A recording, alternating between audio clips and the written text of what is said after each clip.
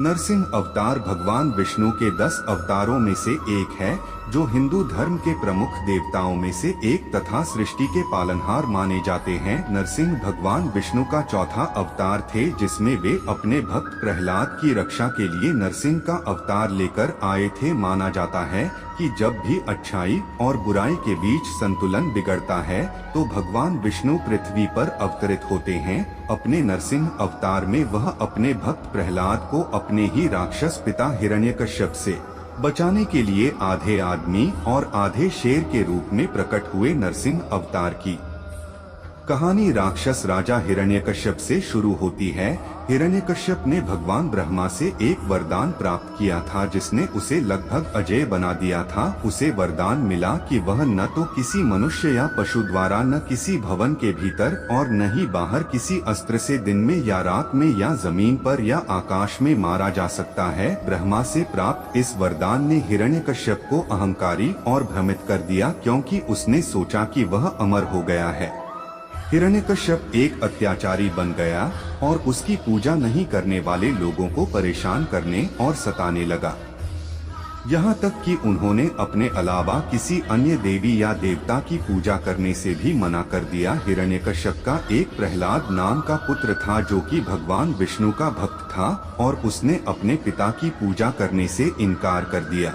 इससे हिरण्यकशिपु नाराज हो गया और उसने अपने बेटे को उसकी पूजा करने के लिए मनाने की कोशिश की, लेकिन प्रहलाद ने भगवान विष्णु की पूजा करना जारी रखा और अपनी आस्था को त्यागने से इनकार कर दिया। अपने पुत्र के इस विरोध के कारण हिरण्यकश्यप ने उसे मारने का निश्चय किया। हिरण्यकश्यप क्रोधित हो गया और उसने अपने बेटे को मारने का फैसला किया। उसने अपने सैनिकों को प्रहलाद को एक पहाड़ की चोटी से फेंकने का आदेश दिया, लेकिन भगवान विष्णु ने उसे बचा लिया। तब उसने अपने सैनिकों को प्रहलाद को एक हाथी के पैरों के नीचे कुचलने का आदेश दिया, लेकिन भगवान विष्णु ने उसे फिर से बचा लिया। उसने अपने सैनिकों को प्रहलाद को जहर देने का आदेश भी दिया, लेकिन भगवान विष्णु ने उसे जहर से बचा लिया। एक दिन हिरण्यकश्यप की बहन होलिका, जो कि आग से प्रतिरक्षित थी, उसने प्रहलाद को अपनी गोद में बैठा लिया और प्रहलाद को मारने के लिए उनके चारों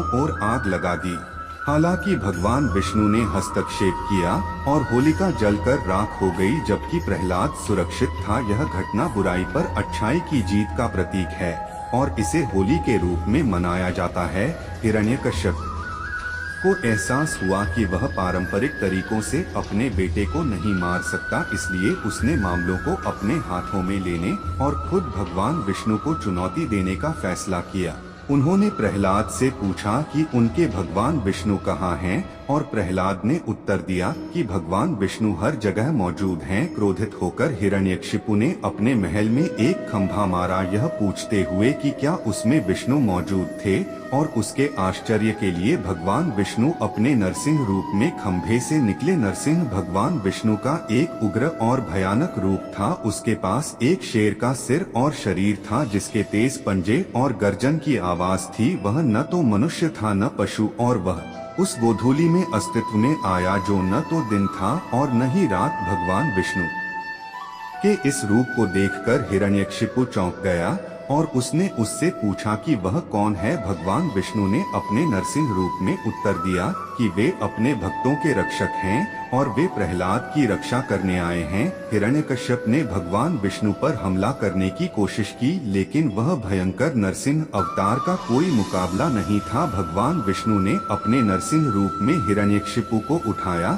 और महल की दहलीज पर ले गए, जो न तो अंदर था और न ही बाहर। उसने हिरण्यकशिपु को अपनी गोद में रखा, जो न तो जमीन पर था और न ही आकाश में, और उसने उसे अपने पंजों से अलग कर दिया, जो न तो कोई हथियार था और न ही मानव या पशु शरीर का अंग। हिरण्यकश्यप की मृत्यु ने बुराई पर अच्छाई की जीत को चिन्हित किया। प्रहलाद अपने भगवान विष्णु को उनके नरसिंह रूप में देखकर बहुत खुश हुए और उनकी रक्षा करने के लिए उन्हें धन्यवाद दिया।